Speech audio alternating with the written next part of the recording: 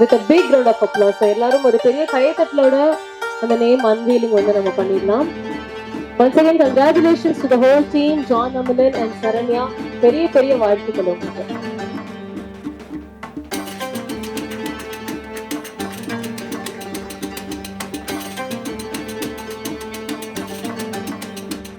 மண்ணுக்கும் மக்களுக்கும் வணக்கம்.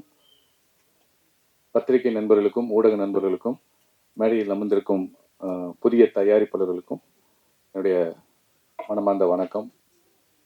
இந்த நிகழ்வுக்கு நான் வர காரணம் பிஆர்ஓ சுரேஷ் அவர் மட்டும்தான். எனக்கு இந்த டீம் பற்றி எதுவுமே தெரியாது. இன்ஃபேக்ட் இங்கே வந்ததுக்கு அப்புறம் தான் அவனை நான் பார்க்குறேன். அதில் பெரிய சந்தோஷம் என்னன்னா, தளபதி அண்ணனோட ரசிகர் அப்படின்னு சொல்லும்போது இன்னும் ரொம்ப ஹாப்பி ஆயிடுச்சு. ஒரு இனம் புரியாத ஒரு பாண்ட் ஆயிடுச்சு. அதை தாண்டி ஒரு நடிகரா, ஒரு நடிகர் சங்க செயற்குழு உறுப்பினரா உங்களை நான் வரவேற்கிறதுல பெரிய மகிழ்ச்சி அடைகிறேன் மிஸ்டர் ஜான். இன்னைக்கு என்ன மாதிரி நடிகர்களுக்கு இல்ல இயக்குநர்களுக்கு ஒரு மிகப்பெரிய ஒரு விஷயம் தயாரிப்பாளர்கள். அப்படி ஒரு தயாரிப்பாளர்களை தேடி போய் கண்டுபிடிக்கிறது கொஞ்சம் சிரமமான விஷயம்தான்.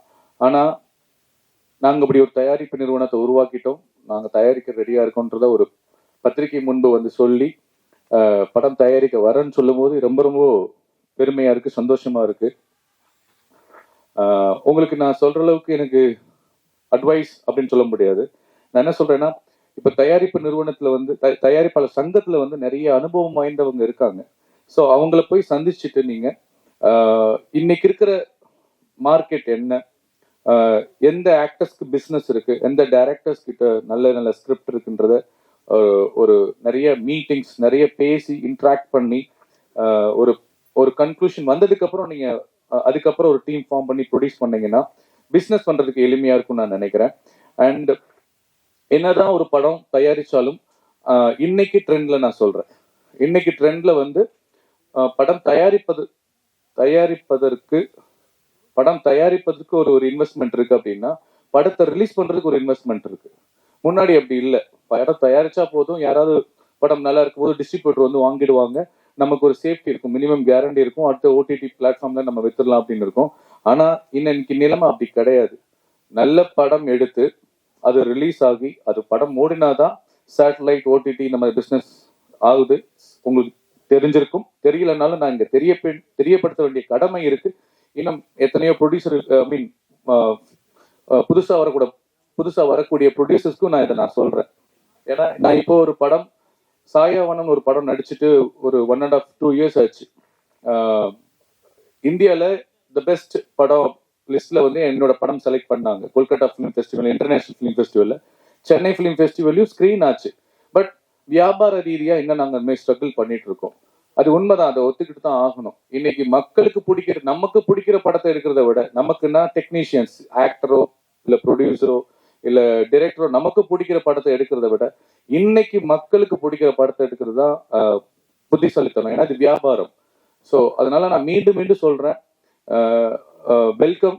உங்களை நான் வந்து மனமாற வரவேற்கிறேன். இருந்தாலும் நீங்க கஷ்டப்பட்டு வந்தீங்கன்னு சொன்னாங்க. நிறைய அவார்ட் கம்பெனிஸ், ஈவென்ட் மேனேஜ்மெண்ட், அடுத்து நம்ம தளபதி அண்ணனோட ஃபேன்ஸ் கிளப்ல நிறைய நல்ல விஷயங்கள் செஞ்சிருக்கதா சொல்றாங்க.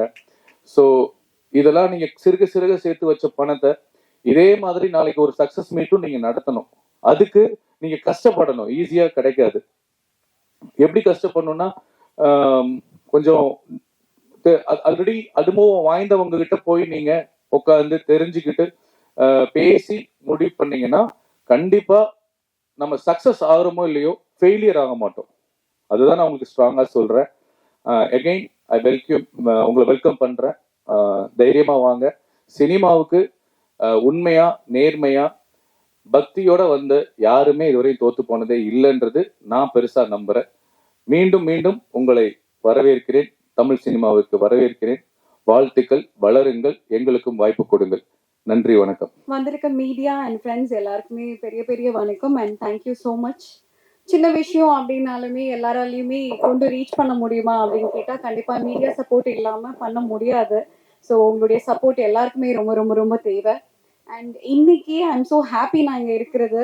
ஏன்னா வந்துட்டு ப்ரொடக்ஷன் லான்ச்ன்றது எல்லாருமே பண்றாங்களான்னு கேட்டா கிடையாது. எங்கேயோ ஒரு ஊருக்குள்ள எங்கேயாவது ஒரு ப்ரொடக்ஷன் ஸ்டார்ட் பண்ணியிருப்பாங்க, யாருக்குமே அதுக்கான அவேர்னஸ் இருந்திருக்காது.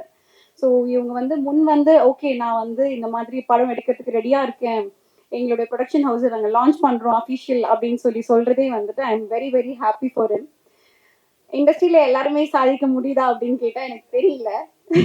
ஐ ஸ்டார்டட் மை கரியர் இன் 2010. இப்போ 2024 இருக்கோம். It was a journey for me also. It's like there some patches rough go அப்படிலாம் இருந்தது. இப்போ I started running my own business.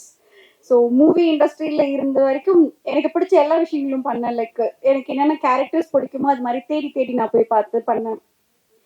Soundar எனக்கு ஃபர்ஸ்ட் மூவில இருந்து எனக்கு தெரியும். I am so happy to see him after very very long.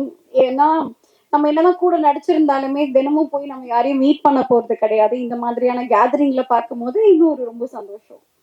And production house இப்போ வந்து ஸ்டார்ட் பண்ணியிருக்காங்க. Thank you so much sir first, and then congratulations also.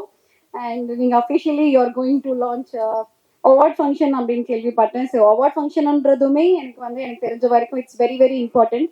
ஏன் அப்படின்னா கலைஞர்கள் எல்லாருக்குமே வந்துட்டு ஒரு ஊக்கம் கொடுக்குற ஒரு விஷயம் தான் வந்துட்டு அந்த அவார்ட்ஸ் அப்படின்றது. ஸோ அது கொடுக்கும் போதே அடுத்து நம்ம இன்னொன்று பண்ணணும்ல, லைக் பண்ணால் நம்மளுக்கு இன்னொரு அவார்ட் கிடைக்கும்.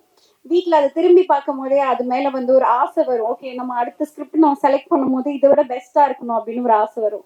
ஸோ அந்த மாதிரியான ஒரு விஷயம் தான் அந்த அவார்ட் ஃபங்க்ஷனுமே ஆக்சுவலி நான் பார்க்குறேன். ஸோ ரொம்ப ரொம்ப thank you and all the best. Thank you all.